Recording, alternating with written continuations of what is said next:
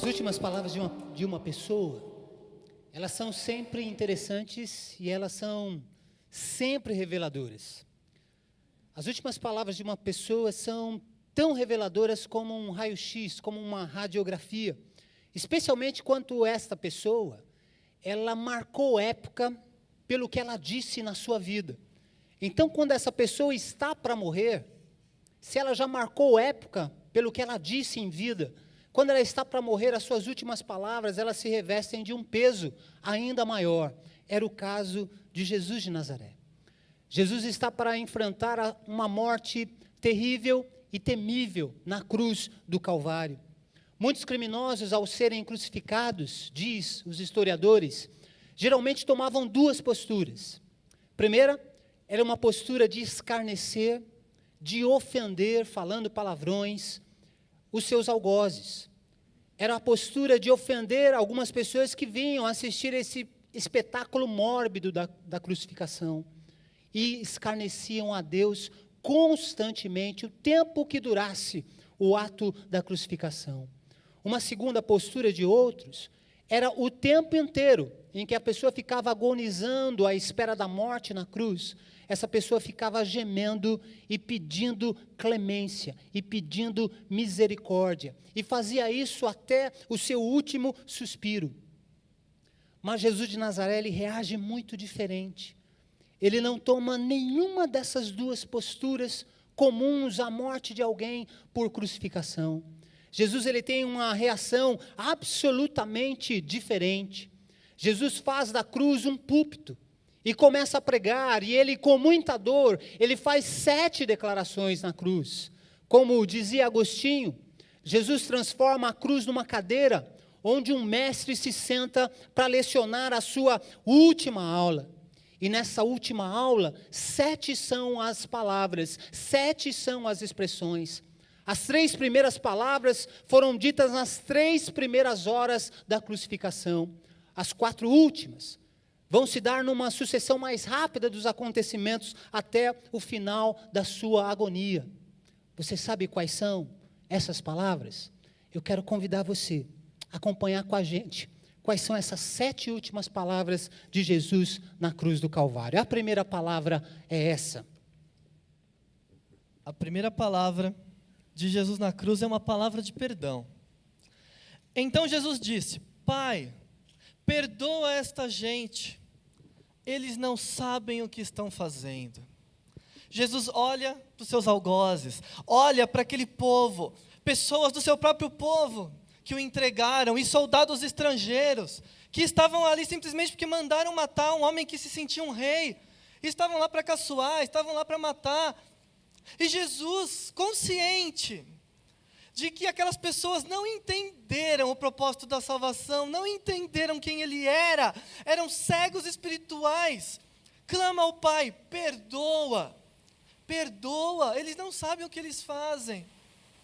A Bíblia afirma que o caráter de Deus é perdoador. A Bíblia afirma que Deus é alguém pronto a perdoar, disposto a perdoar. Ao contrário do que às vezes se pinta por aí, alguém irritado, alguém zangado. Pelo contrário, Deus está disposto a perdoar a tal ponto de criar um plano de salvação para que as pessoas pudessem ser perdoadas. E Jesus, olhando aqueles homens, Jesus sabia que Ele era o próprio plano de salvação, a justiça de Deus para o perdão. Ele tinha poder para descer da cruz, Ele tinha poder para chamar uma legião de anjos e acabar com tudo aquilo. Mas a palavra dele é: perdoa, perdoa, eles não sabem o que fazem. Você acha que alguns pecados que você cometeu não têm perdão? Aquelas pessoas estavam matando o próprio Cristo, estavam indo contra o próprio Filho de Deus, zombando, ferindo, maltratando. E a palavra que eles encontram de Jesus é: Pai, perdoa. Deus quer te perdoar, Deus está sempre disposto a perdoar. Jesus demonstra isso com a sua vida. Deus é um Deus de amor, é um Deus que não quer levar em conta o que você fez. Você se entrega para Jesus, você confia em Jesus, você é perdoado. Lembre-se sempre disso. E Jesus nos dá um exemplo do que é o verdadeiro perdão. Porque se nós servimos um Deus perdoador, se nós estamos com esse Deus, nós temos comunhão com esse Deus, porque fomos perdoados, quem somos nós para olharmos o nosso inimigo, aquele que nos fez o mal, e dizer: Pai, castiga, Pai, queima? Quem somos nós para não perdoar, para bater no peito e falar: eu tenho direito de reivindicar aquilo que é meu, me pertence? Eu sirvo um Deus que perdoa, eu fui perdoado por esse Deus, e por isso eu devo perdoar. A primeira palavra de Jesus Cristo na cruz me ensina: eu devo perdoar. Me ensina, eu sou um perdoado. E deve te ensinar, você foi perdoado por Deus. E Deus quer perdoar você, Deus quer perdoar os seus pecados.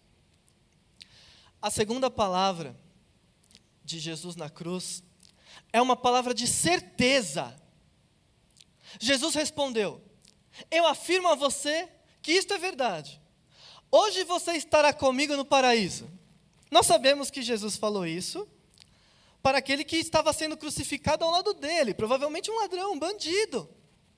Mas é uma pessoa que reconheceu quem era Jesus e clama a Jesus. E Jesus, de alguma forma, percebe o coração dele, percebe que o coração dele é sincero em sua declaração, em sua forma de ver o mundo, e faz essa afirmativa: hoje estarás comigo no paraíso.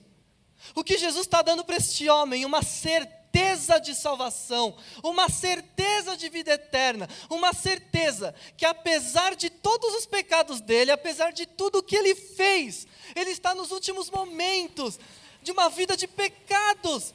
Ele creu e ele estará com Jesus para sempre no paraíso. Deus quer que a gente tenha certeza da salvação. Deus quer que a gente viva com certeza. É por isso que Jesus dá uma certeza. E ele fala: pode ter certeza, estarás comigo.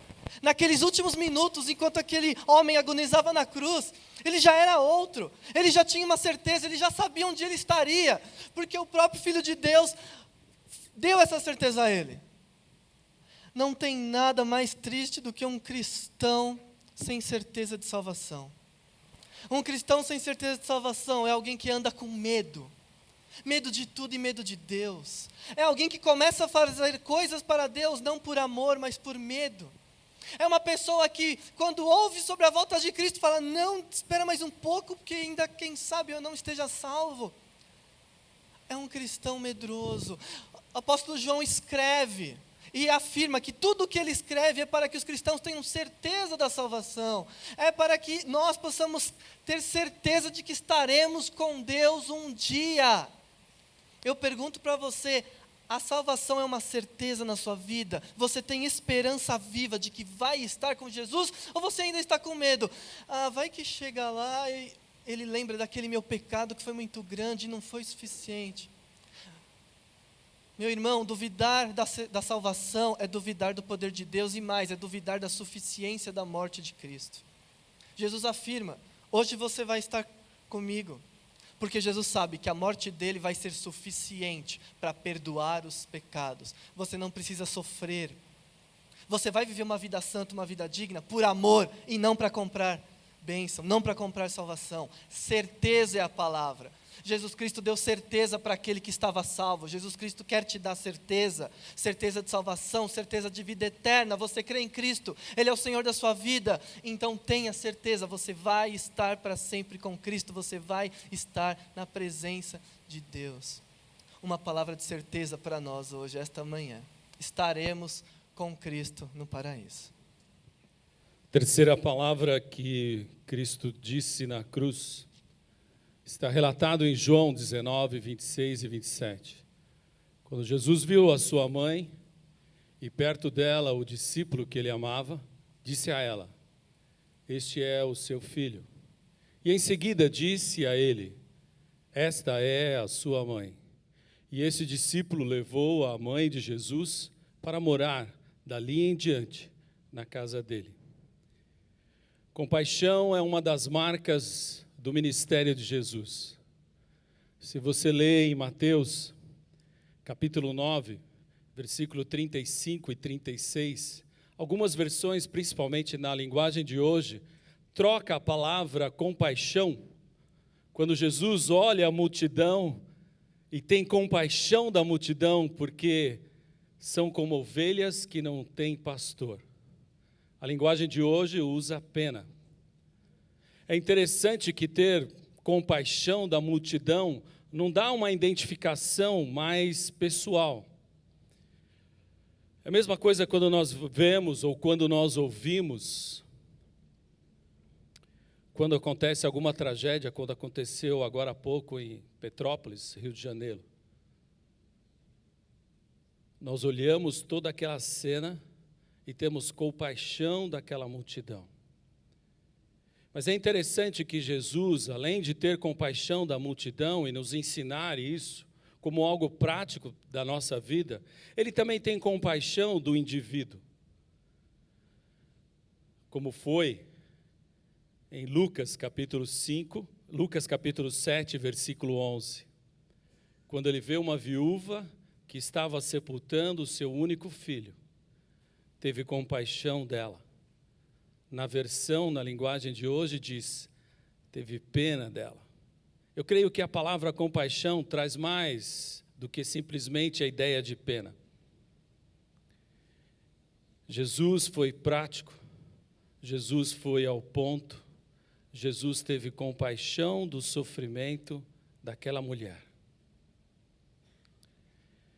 E foi ao encontro da sua dor. Ressuscitou o seu único filho.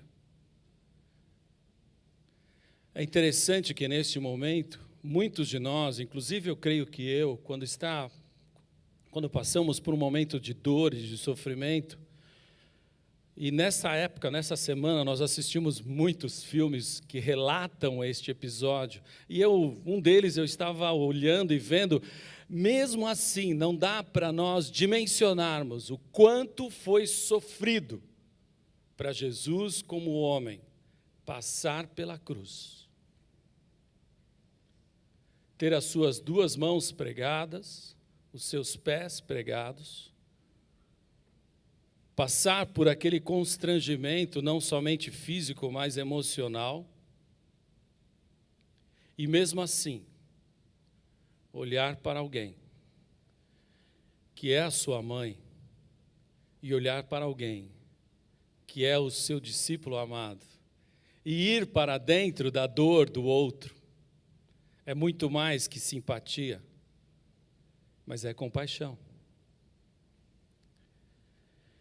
Cristo nos ensina, e principalmente a mim, a ir na dor do outro. Mas é interessante que quando nós vamos na dor do outro, qual que é a nossa atitude? É uma atitude que a gente vai na dor do outro, mas imediatamente a gente já quer sair, porque a dor do outro nos incomoda, porque nós sofremos junto com o outro. E não temos respostas muitas vezes, quando a dor do outro é de um câncer, quando a dor do outro, daquele que você conhecia, saudável, e você tem aquela imagem, e agora você vê ele magro, debilitado. E nem você mesmo tem palavras. E compaixão é andar com o outro, é estar com o outro. E eu creio que, como Jesus, nós temos à disposição. Estou com você em oração. Estou lutando com você. Eu não sei você, mas eu preciso aprender muito isso. Precisamos aprender. A outra palavra, que é a 4ª palavra, é substituição. Às 3h, Jesus gritou bem alto, Eli, Eli, lama sabachthani. Essas palavras querem dizer, meu Deus, por que me abandonaste? Às vezes nós não entendemos, muitas vezes, esse trecho, e alguns até afirmam que aí foi quebrada a trindade. Mas nós nos remetemos ao Salmo de número 20, aonde o salmista retrata Salmo 22, toda a angústia da crucificação.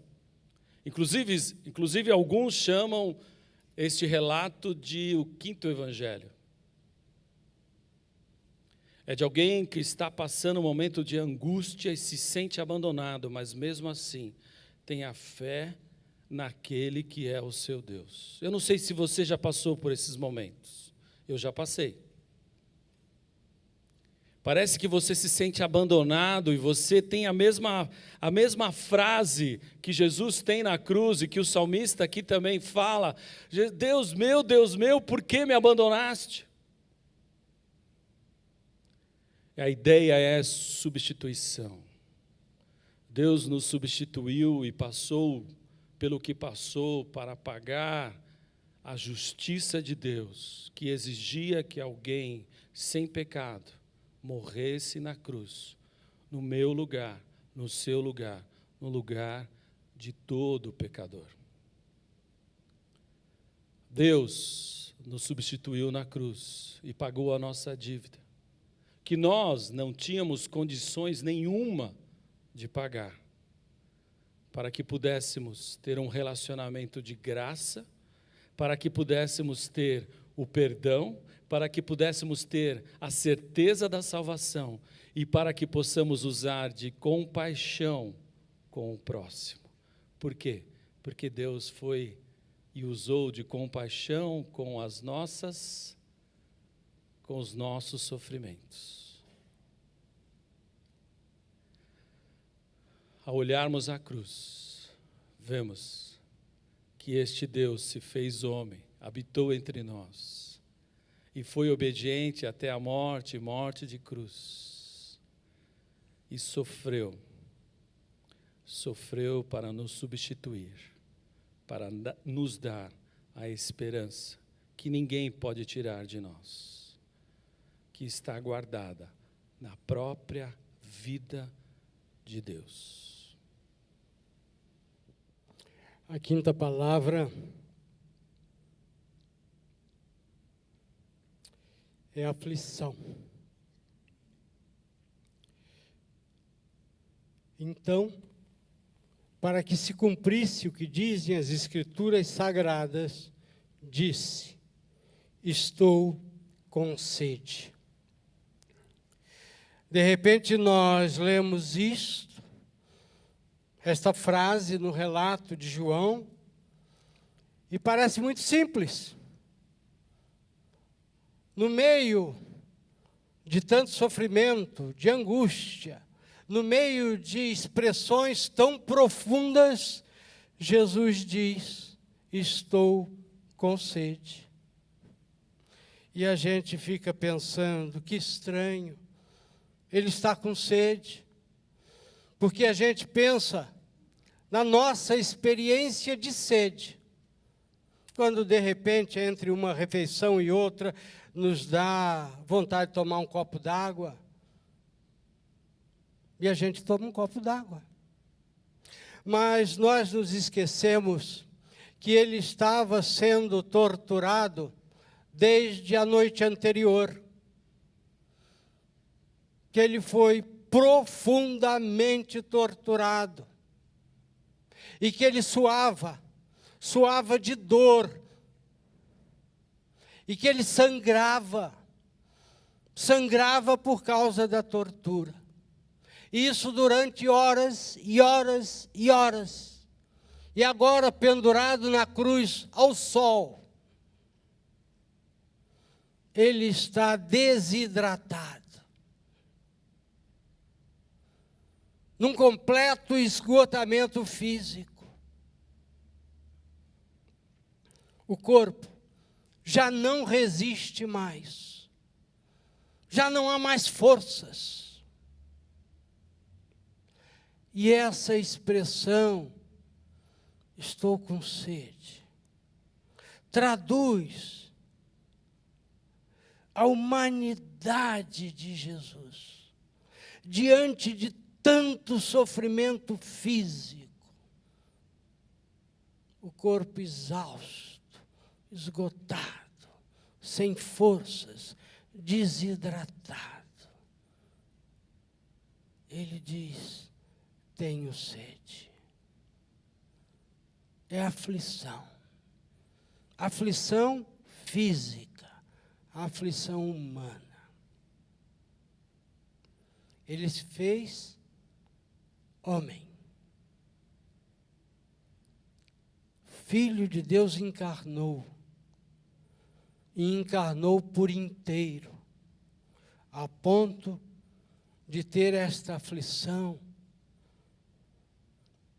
física do próprio corpo, que se esvai em força.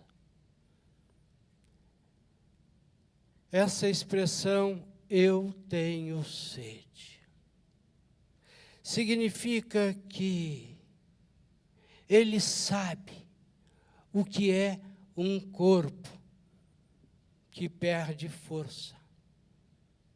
Ele sabe o que é o exaurir das capacidades físicas humanas. Quando a gente se entrega e sabe que tem poucas chances de viver. A aflição. Aflição de Deus, feito homem. Quando nós sofremos, quando nós enfrentamos esses momentos tão difíceis na nossa carne, nós podemos olhar para Cristo e dizer: Senhor, o Senhor sabe o que eu estou passando, porque Ele sabe mesmo, Ele sofreu. Esta palavra é uma palavra para nós. Ele está contigo, ainda que o teu momento seja de total esgotamento físico. E a sexta palavra é uma palavra de vitória. É quando ele tomou o vinho e disse: tudo está completado. Baixou a cabeça e entregou o Espírito. Tudo está feito. Tudo está consumado. Nós temos muita dificuldade de entender o que é algo completo, algo feito por inteiro, algo perfeito. Nós temos essa dificuldade de entender isso, porque isso não é da nossa humanidade pecadora. Nós não conseguimos ver algo perfeito quando nós fazemos alguma coisa. Mas Deus quando cria, quando fez este mundo, Ele terminava o momento da obra, olhava e via que estava bom, que era isso mesmo, que estava completo, que estava perfeito. Mas agora Deus está fazendo uma obra eterna, uma obra que vai tocar corações para sempre. Ele está completando uma obra, e esta obra é completada na cruz. E quando Jesus vê que está pronto, que tudo está feito, Ele diz isso. Ele diz: está completo, está consumado, e entrega o Espírito. Queridos irmãos, isto é vitória. Vitória de Jesus? Sem dúvida, vitória de Jesus.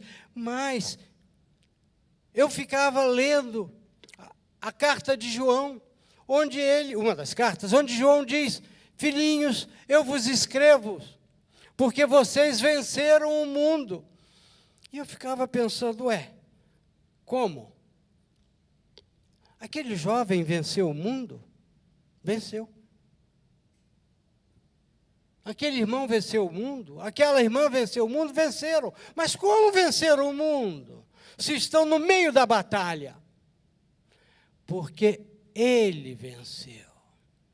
Ele tem a vitória. Ele é vitorioso e Ele passa esta vitória a cada um de nós. Quando Jesus diz, está feito, está consumado, e ele recebe a vitória que nós estamos comemorando hoje, a vitória da ressurreição, essa vitória é tua, entregue a você. Você sabia disso? Que o apóstolo João tinha toda a razão ao escrever e dizer, filhinhos, eu escrevo para vocês, porque vocês são vitoriosos. Porque o nosso Mestre, o nosso Jesus, completou a obra. Por isso, nós somos vitoriosos. Amém. E no auge da sua dor, no auge do seu flagelo, Jesus, penso que não consegue fazer essa última declaração tão facilmente como nós vamos fazer agora. Ele faz gemendo, ele faz com muita dor, e a sua última palavra é uma palavra de descanso. Então Jesus gritou bem alto, Pai, nas tuas mãos eu entrego o meu espírito. E depois de dizer isso, ele morreu. Interessante observar que o Salmo 31 vai nos ensinar que essas palavras de Jesus fazem parte de uma oração. E estudando a história, você vai descobrir que toda mãe judia, toda mãe judaica, antes de levar o seu filho para dormir, ela fazia o seu filho decorar essas frases. E, uma vez decorado, toda vez antes de dormir, as crianças repetiam essas frases. Pai, em tuas mãos eu entrego o meu espírito. E por que elas faziam isso? Para ter uma noite tranquila de sono e para acordar no dia seguinte de bem com a vida, para desfrutar com intensidade cada segundo da sua existência. Jesus cumpriu a sua missão. Ele fecha com chave de ouro a história da redenção. Mas antes de fazê-lo, as suas últimas palavras são feitas com muita dor. E essas palavras resumem uma oração. Pai, em tuas mãos eu entrego o meu espírito. E as últimas palavras de Jesus não são palavras de um derrotado, mas são palavras de um vencedor, daquele que sabe que o sacrifício dele na cruz do Calvário vai gerar vida eterna para todos aqueles que nele crerem. Para todos nós que estamos aqui nesta manhã, que cremos no nome de Jesus. Por isso ele pode declarar, porque ele sabe que ele vai vencer a morte. Pai, em tuas mãos eu entrego o meu espírito. Penso que duas lições a gente aprende nessa frase. Primeira lição é que nós temos um Deus que nos acolhe, que nos abraça e que quer cuidar da gente.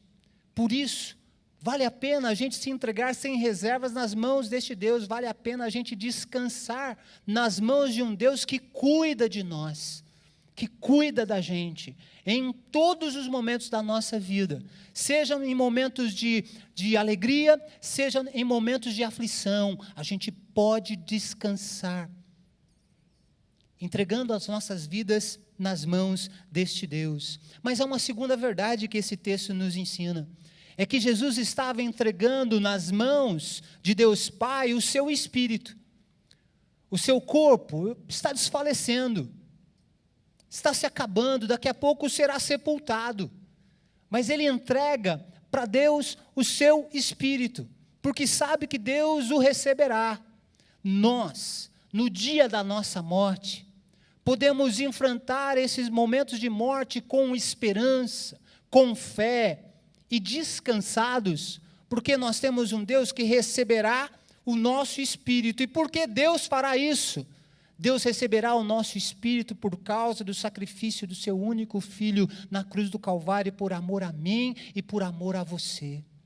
Nós que aceitamos a Jesus e o temos como dono e proprietário da nossa vida, quando estivermos diante da morte, nós podemos declarar em alto e bom som: Pai, em tuas mãos eu entrego o meu espírito. Porque esse Deus maravilhoso há de nos acolher, e a gente pode descansar nele por causa do sacrifício de Jesus na cruz do Calvário. Sabe, amados, o que segurou Jesus na cruz do Calvário não foram os pregos. O que segurou Jesus na cruz foi o amor que ele tem a mim, o amor que ele tem a você, o amor que ele tem por nós. Jesus não desceu da cruz e não enfrentou os seus algozes, porque o seu amor maravilhoso, o impediu. Este amor que nós estamos cantando e celebrando nesta manhã, deste domingo de Páscoa, desse domingo de ressurreição. Por isso eu quero encorajar você, à luz dessa 7ª palavra, a você aprender a arte de descansar.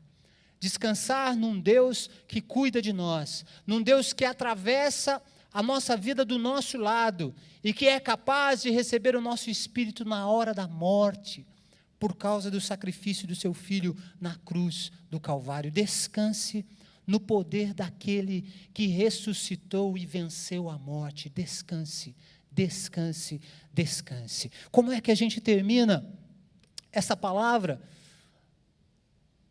A gente termina recordando que as últimas palavras ditas por uma pessoa são reveladoras. Revelam o conteúdo do seu caráter, revelam o conteúdo da sua vida. Lendo alguns livros, você consegue observar as últimas palavras de homens incríveis. Spurgeon, por exemplo, considerado o príncipe dos pregadores, um homem que pregava no gogó, sem microfone, num tabernáculo lá em Londres para 5.000 pessoas. As últimas palavras de Spurgeon no seu leito de morte foram essas: Jesus morreu por mim. John Wesley, o grande avivalista John Wesley, ele declara no seu leito de morte, como últimas palavras: o melhor de tudo é que Deus está conosco. O melhor de tudo é que Deus sempre está conosco. Mas a biografia de Marx, o pai do marxismo, diz que as últimas palavras de Marx foram as seguintes.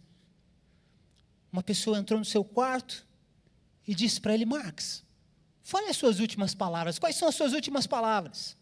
E Marx respondeu: saia daqui. Últimas palavras são para os tolos que nunca disseram o suficiente em vida. Últimas palavras são para os tolos que nunca disseram o suficiente em vida. Marx estava errado, especialmente quando a gente pensa em Jesus de Nazaré.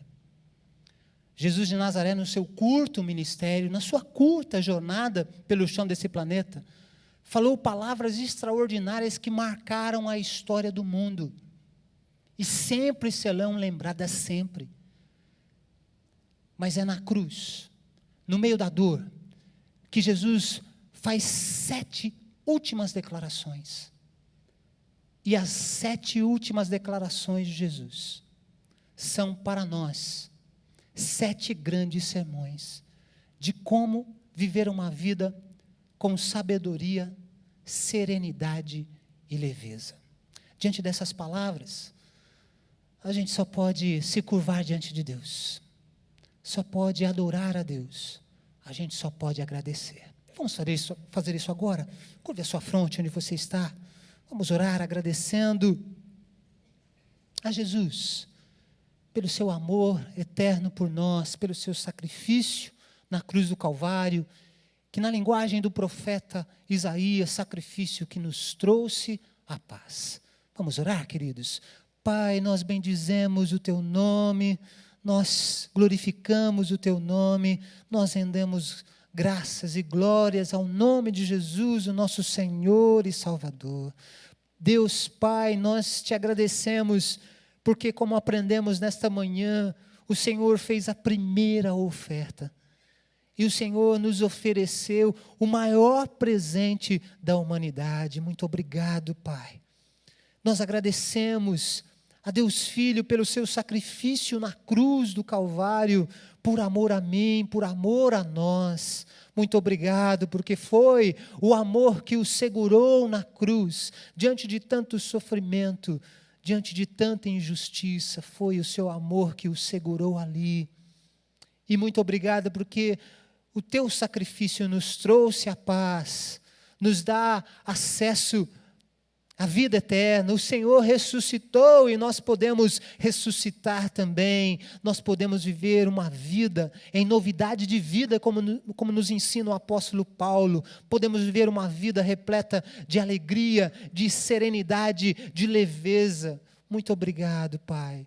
E nós, nesse domingo de Páscoa, rendemos, ó Pai, toda a nossa gratidão e exaltamos o Teu nome por tão grande amor. Deus eterno, nos perdoa se em algum momento da nossa vida a gente vive de maneira tão indiferente ao maior sacrifício de amor da história, ao amor de Jesus por nós. Nos ajuda, Senhor, a nos emocionarmos com a história da redenção, não apenas no domingo da ressurreição, no domingo de Páscoa, mas todos os dias da nossa vida. Para que no nosso último suspiro de vida, a gente possa declarar com um coração cheio de fé as palavras que o Senhor nos ensinou na cruz do Calvário. Pai, em Tuas mãos eu entrego o meu espírito. Que seja assim nas nossas vidas e que toda a honra, todo o louvor seja dado único e exclusivamente à pessoa bendita de Jesus de Nazaré, o nosso Senhor e Salvador. É no nome dele que nós oramos e que nós adoramos hoje e sempre. Amém, amém.